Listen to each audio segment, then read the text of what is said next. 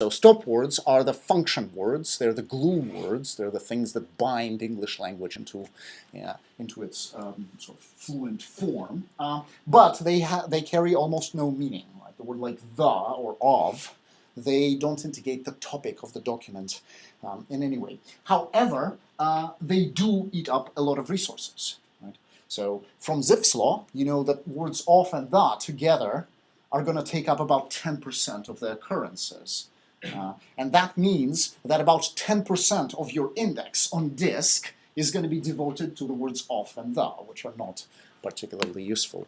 So in practice, what many search engines do is they have a stop list, and that's a list of words that are considered to be meaningless words. And these words are removed from the index to save space, to save speed, and because they don't affect your results, they don't actually carry much content. So computationally, it's very advantageous. You have to be a little bit careful. You can't just use blindly the same stop list everywhere, because in different domains, the stop lists are different.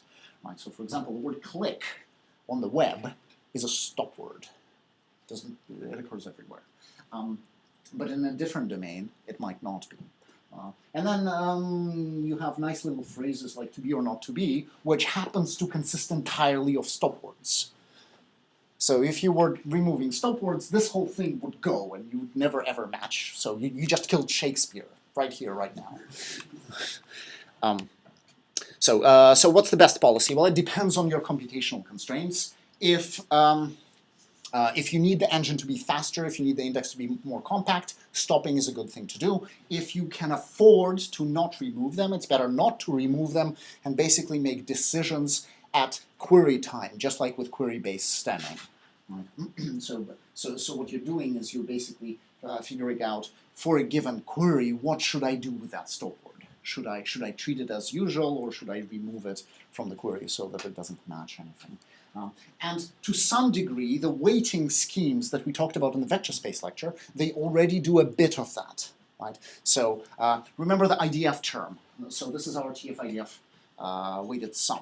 Right? So suppose I had the word the in the query, and just for the heck of it, suppose that the word the occurred in every document in my corpus.